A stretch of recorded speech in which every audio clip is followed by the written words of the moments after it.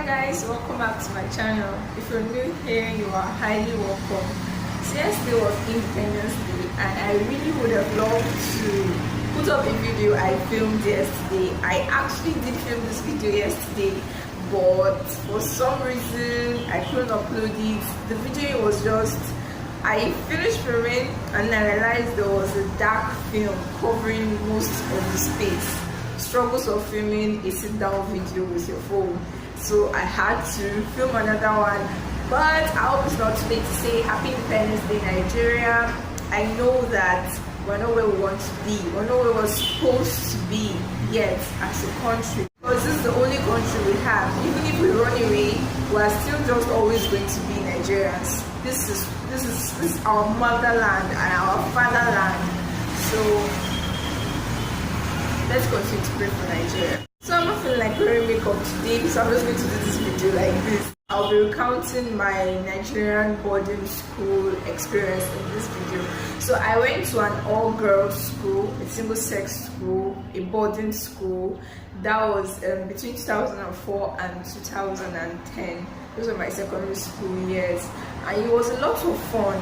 And I've heard so many misconceptions about Nigerian boarding school, the boarding school system in Nigeria, and I just thought I should come and share this video with you, because those years of my boarding school years were one of the most exciting, were some of the most exciting years of my life. I mean, those are the years where you get to make friends that that you're together for a lifetime, like friends to last you a lifetime. Because by the time you move on to uni, nobody sent you. Everybody came from different backgrounds in uni, and everyone is just about making it out of school successfully, like passing with good grades. So in my opinion, secondary school is the time where you are able to make lifelong friends, and lifelong friendships build lifelong friendships. So in the course of this narration or story, I'm going to be addressing some of those misconceptions that I think are just not supposed to, so the best way I can. So I started secondary school in 2004, like I mentioned earlier.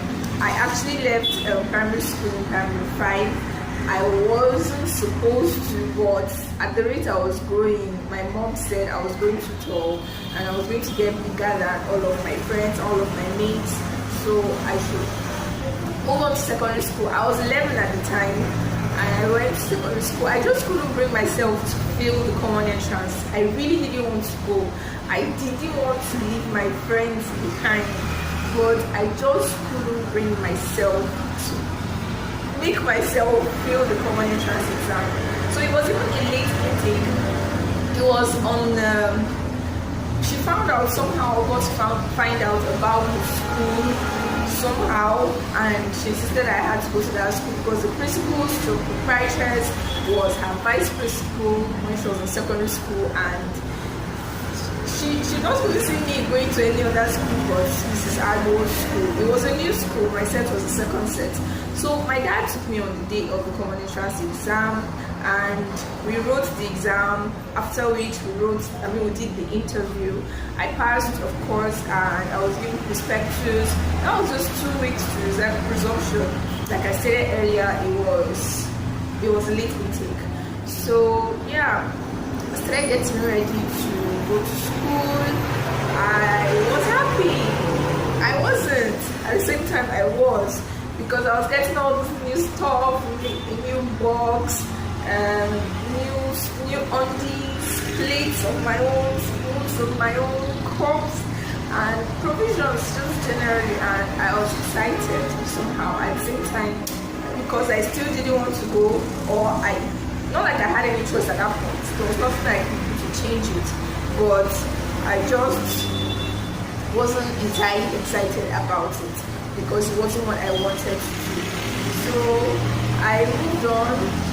By the time we resumed school, I don't remember the exact date right now. I think it was around 21st September 2004. We got to school in the evening. My whole family went with me. So after checking me at the staff room, I was checked in for contraband and stuff. If you have boarding school experience, you know how it's done. So we finished checking, and it was time for me to bus. So of course, my family could not go with me. The other students would have to help me take my things. And that was when I started to cry. Not like cry, like cry. I didn't like cry like that, but of course I shed a few tears.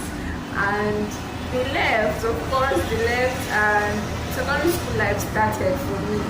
It was hard for me to cope because my family is a small one. Not like the school was a big family anyway, but I just wasn't used to facing or being with so many people, and I was shy at that point in my life. I was shy for a long time in my life, and it wasn't easy for me to speak up. Sometimes even just walking when all eyes are on you was so difficult. It was difficult. I remember how hard it was for me to walk into the dining hall to eat. Most times I would skip my meals. I would just stay back in the hostel and take gari or cornflakes or biscuit flakes, golden one, just my provisions, and I would keep skipping meals. You know why? Because it was hard for me to walk into the dining room or dining hall when there was everyone seated. I would say my mom or my parents brought me up in a Ajemota way, but I just wasn't used to it. I don't want to say hard life, but that's not what I mean. It was just quiet in my house. It was just always quiet. My voice was hardly loud. These days, my voice is getting louder, of course, I'm growing. But these days in my life, I just wanted to be invisible. That's what I want to say. I didn't want to be noticed. My theory was that if I was invisible, and then whenever I messed up, nobody would get to know that it was me. Like, nobody would say, you mean Patience did that thing? You mean she did a thing like that? You know? So I just felt that if I was invisible, nobody knew me. If I did anything wrong, it wasn't going to be a big deal. I'll just get away with it. So that was how I was. But by second term, I got to realize I could not continue like this. I had lost so much weight by vacation or first term, and I just had to do something about it. So what I did was I decided to start going to the dining hall early, and I don't know, but I was just always late. I was just always late. You know, in boarding school, there's time for everything. There's time to rise, time for morning devotion, time for what's it called? Let me break down the schedule how it used to be. You wake up in the morning by 5 to 5:30. You're expected to do morning devotion. 5:30 to 6:30. You're expected to have done your morning function, fetched water, taken your bath, and by 7 you should be in the dining hall for breakfast. So by 7:30, between 7 and 7:30, breakfast, and I'm talking all of this. You know, not everyone has not everybody wasn't entitled to their own bathroom and their own space, so you have to do it on the queue. So in those 30 minutes, you just have to do everything. And by 7:30, I expected out of the hostel, back to class, and in class by 8, we start classes for the day. 7:30 to 8 o'clock rather was assembly, and after assembly, from 8 to 2 classes, and by 2 you are back in the hostel. Between 2 and 30, 2 and 2:30, you're expected to have walked from the classroom area to the hostel. Of course, the dormitories are different from the classroom area. Changed, taking your lunch, washed your plate, and back in the hostel or the dormitory by 2:30 for siesta. So by 2:30, between 2:30 and 3:30, siesta expected to sleep. I like that part now. I did it so much then. It was very hard for me to sleep. It was much later, like in senior secondary, I started getting accustomed to the practice of sleeping in the afternoon. I really enjoyed it.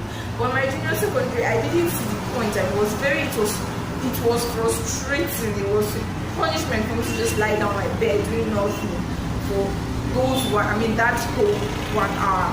So by 3:30, I expected out of the hostel. The bell will go for afternoon prep stroke end of siesta, between 3:30 to 4:30, or is it 3:30 to 5? I don't really remember right now. Afternoon prep, 5 o'clock to 6 o'clock, we would have religious activity, or if we had sports games on that day, or labor, anything we'll do between 5 o'clock to 6. Between 6 to 6:30, you're expected to have fresh water, had your bath. By 6:30, you are back in the dining hall for dinner.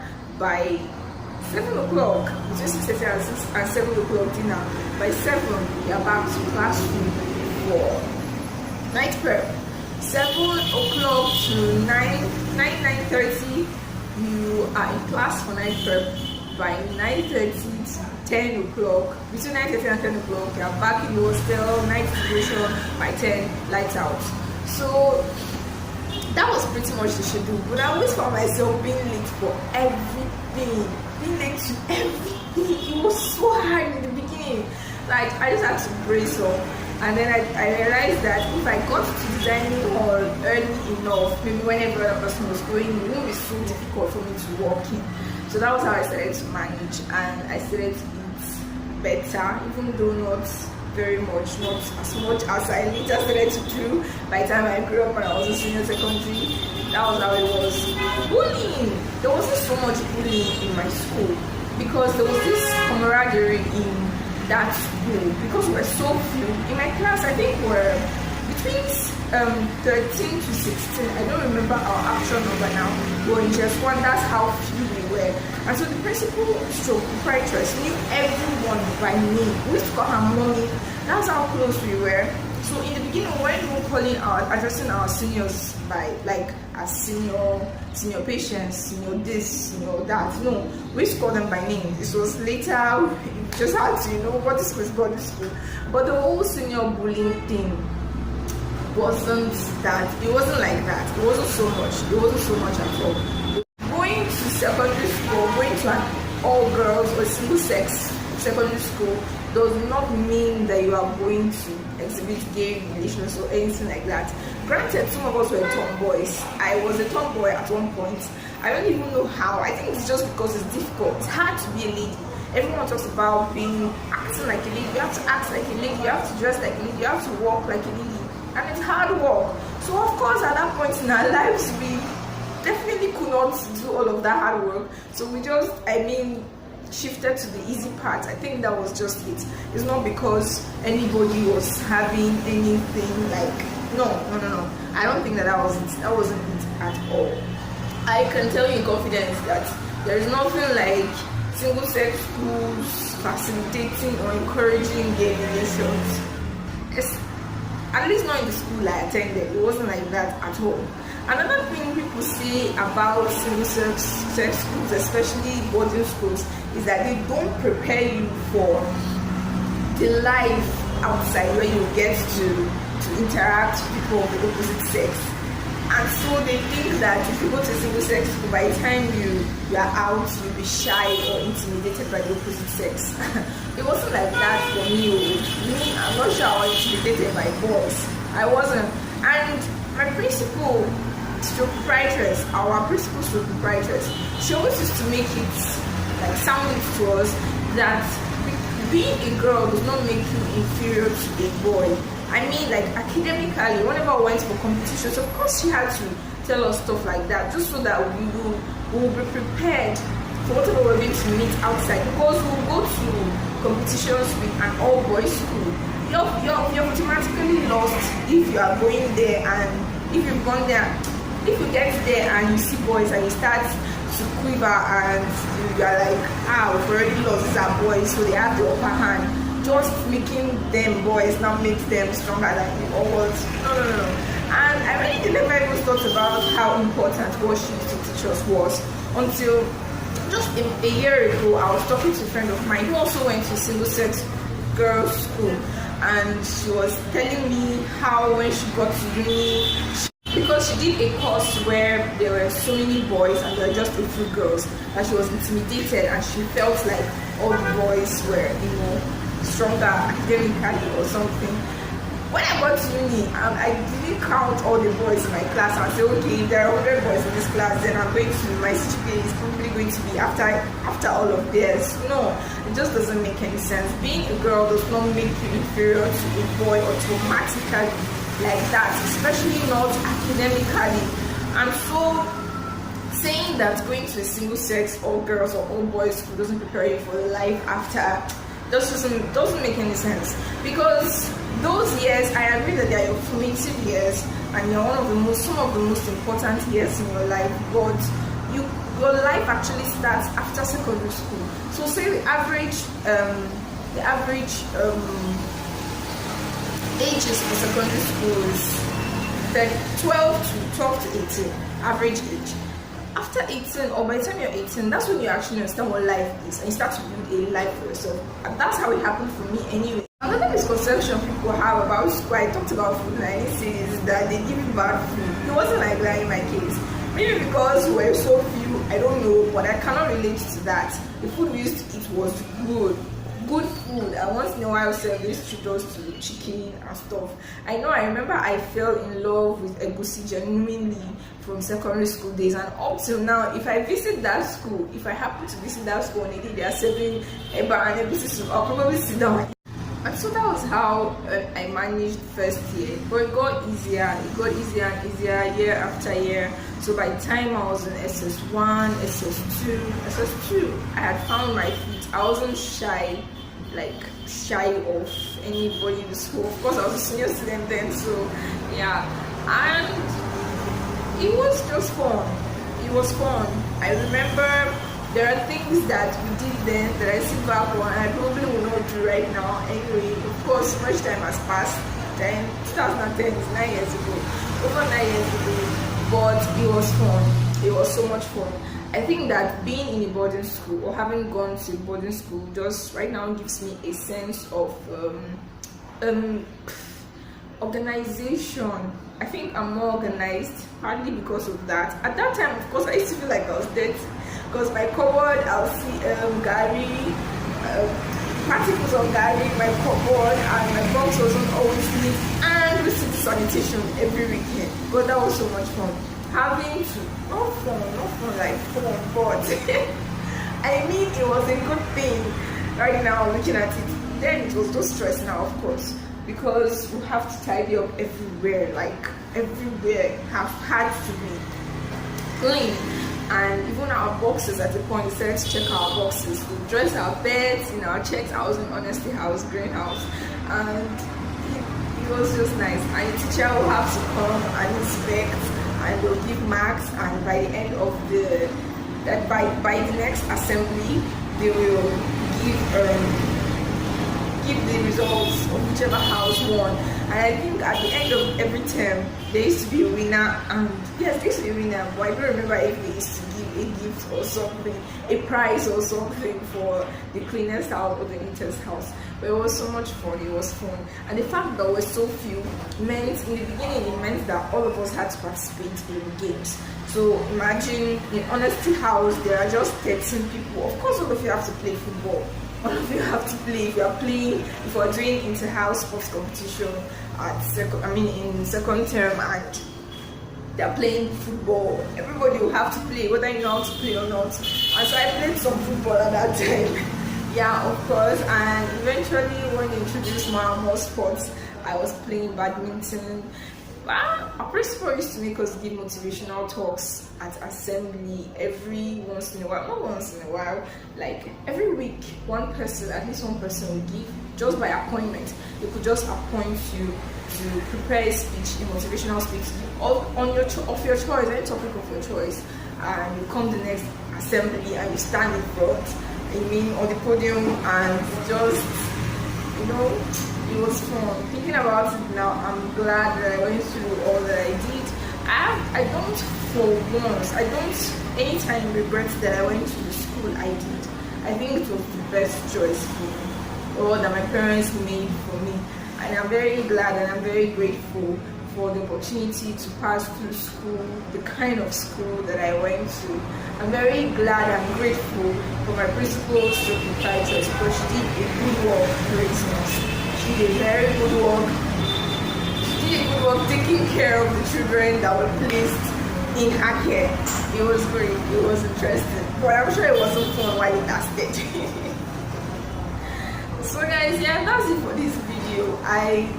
If you have anything you want to say about school experience or secondary school experience, be it boarding school, whatever, or if you also have opinion that these schools are better than other schools, whatever it is you have seen about this video, whatever, please leave your comments in the comment section, and I'll be glad to hear from you. Don't forget to like this video, don't forget to subscribe if you haven't already, and I'll see you in my next one.